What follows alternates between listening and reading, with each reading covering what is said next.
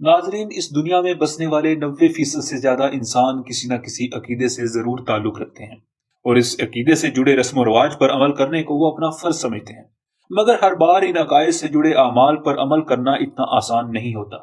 اور بعض اوقات دوسرے عقائد سے تعلق رکھنے والے افراد کے لیے وہ رسم یا عقائد انتہائی نامناسب یا غیر انسانی سمجھے جاتے ہیں۔ آج ہم ایک ایسی ہی رسم کے متعلق جانیں گے جو کہ ایک اندازے کے مطابق ہندو مذہب میں 7ویں صدی سے شروع ہوئی، جس کا نام ستی تھا۔ اس رسم کے درست یا غلط قرار دینے کی بحث کو آپ کی طرف سے آنے والے کمنٹس پر چھوڑتے ہوئے ایک بار پھر مائنڈ فل بائٹس میں آپ کو خوش آمدید۔ ناظرین، برے صغیر کے علاقے میں بسنے والے ہندوؤں میں یہ رسم پائی جاتی تھی کہ بیوہ کو اس کے خاوند کے ساتھ ہندوانہ طرز طریق پر جلا دیا جاتا تھا، اور یہ رسم انگریزوں کے دور تک پائی جاتی تھی۔ تاریخ سے اس رسم کے آغاز کا مکمل طور پر اندازہ تو نہیں ہو سکا، مگر ہندو مذہب کے عالم اس رسم کو اپنی مذہبی کتاب رگ وید سے بتلاتے ہیں۔ مگر اگر رگ وید کے اس حوالے کو غور سے دیکھا جائے تو اس رگ وید میں صاف طور پر بیوہ سے کہا گیا ہے کہ اٹھ اور دوسرا شوہر چن لے، مگر تاہم اندازہ کیا جاتا ہے کہ یہ رسم 7ویں صدی میں راجپوتوں کے زمانے سے شروع ہوئی، کیونکہ جنگوں کے بعد اکثر عورتوں کو لونڈیاں بنا لیا جاتا تھا، اور اس بات سے بچنے کی خاطر اس رسم کا آغاز ہوا۔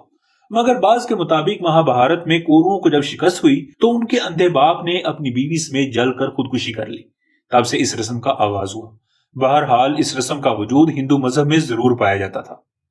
ناظرین، ستی کی رسم جہاں سننے میں انتہائی دردناک محسوس ہوتی ہے، ویسے ہی آپ اس بات کا اندازہ لگا سکتے ہیں کہ یہ منظر کتنا خوفناک اور دلگیر ہوتا ہوگا۔ ایک عورت جس کو اس کی خاوند کی وفات کے بعد عین اسی موقع پر جلا دیا جاتا ہے جہاں اس کے خاوند کی لاش جل رہی ہوتی، انسان کے رونگٹے کھڑے کر دینے والی اس رسم کا خاصا اہتمام کیا جاتا، اور جو ہی کسی ایسے شخص کی وفات ہوتی جس کے بعد اس کی بیوی بھی ہوتی تو یہ معاملہ دور دور کے دیہات تک پھیل جاتا، اور لوگ چوک در چوک اس تماشے کو دیکھنے آتے، جس میں ایک زندہ جیتی جاگتی عورت کو سب کے سامنے جلا دیا جاتا۔ چنانچہ ستی ہونے والی عورت کو شادی بیاہ کی طرح سرخ لباس پہنایا جاتا اور دلہنوں جیسا اس کا سنگار کیا جاتا، جس کے بعد وہ اپنے رشتہ داروں سے آخری سلام کرتی، اور پھر اپنے ہاتھ میں ناریل اچھالتے اچھالتے اس کو خاوند کے ساتھ لکڑیوں پر بٹھا دیا جاتا۔ لکڑیوں پر خوب گھی اور روئی ڈالی جاتی اور پھر سنگ دلی کا وہ تماشا شروع ہوتا جس کو الفاظ میں بیان کرنا ناممکن ہے، اور ویڈیو میں آگے چل کر ان ظالمانہ طریق پر بھی بات کریں گے جو اس رسم کے لیے مختلف علاقوں نے اپنائے ہوئے تھے۔ دراصل اس ساری رسم کے پیچھے وہ ذہن سازی ہی تھی جس کے باعث تاریخ کے مطابق عورتیں خود مرضی سے اس رسم کے لیے راضی ہوتی تھیں، مگر اس بات پر یقین کرنا انتہائی مشکل امر ہے۔ لیکن انگریزوں کے دور میں جب اس رسم کا اختتام ہوا تو ان کے مطابق عورتوں کا اس رسم کے لیے راضی ہو جانا اس لیے ہوتا تھا کیونکہ بیوہ عورتوں کے ساتھ ان کا سلوک اچھا نہیں تھا۔ یہاں تک کہ بنگال میں ستی کے موقع پر ایک انگریز نے یہ معاملہ دیکھا تو اس عورت کو بچا لیا، لیکن دوسرے دن اسی عورت نے آ کر اس انگریز کو سخت برا بھلا کہا کہ تم نے مجھے ذلیل کر دیا، اگر جل جانے دیا ہوتا تو آج جنت میں شوہر کے ساتھ عیش کر رہی ہوتی۔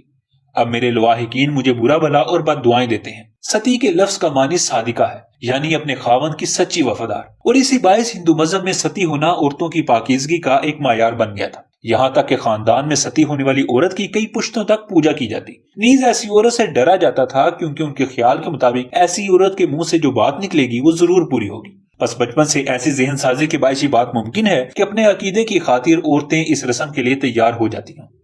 ستی کی رسم کے ہر علاقے میں مختلف طریقے رائج تھے۔ مثلا بنگال میں بیوہ کو مردے کے ساتھ چتا میں رسیوں اور بانسوں سے باندھ دیا جاتا تاکہ عورت بھاگ نہ سکے، اور پھر چتا کو آگ لگا دی جاتی۔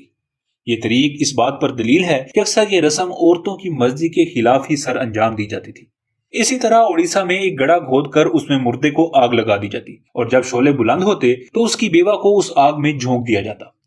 دکن میں ستی کے دستور کے مطابق عورت مردہ شوہر کا سر اپنی ٹانگ پر رکھ کر بیٹھ جاتی اور چاروں طرف لکڑیاں لگا کر ان دونوں کو ڈھانپ دیا جاتا اور آگ لگا دی جاتی۔ اس سے عورت یا تو دم گھٹنے سے مر جاتی تھی یا چتا کی چھت اس پر گر جاتی۔ اس رسم سے بھاگنے والی عورتوں کو جبری طور پر اس آگ میں ڈالا جاتا اور اس پر بڑے بڑے تنے ڈال دیے جاتے تاکہ وہ بھاگ نہ سکے، اور بعض دفعہ ایسی عورت کو نشہ آور اشیاء دے کر یہ کام سر انجام دیا جاتا۔ ستی کی اس رسم سے بچنے کا ایک طریقہ ضرور تھا، لیکن وہ عورتیں جو ستی سے کسی طرح بچ نکلتی ان کی آئندہ زندگی بہت درد بھری گزرتی۔ ایک انگریز نے لکھا کہ میرے پاس ایک حسین عورت آئی جس نے بھنگیوں کی مدد سے اپنی جان بچائی تھی۔ آخر وہ بھنگی تھے کون؟ ان بھنگیوں کا دستور تھا کہ جب انہیں پتہ چلتا کہ کوئی عورت ستی ہونے والی ہے اور اس کے گھر والے صاحب حیثیت اور با اثر نہیں ہیں تو وہاں پہنچ جاتے، اور اگر عورت ستی نہیں ہونا چاہتی تو یہ لوگ اسے نکال لاتے۔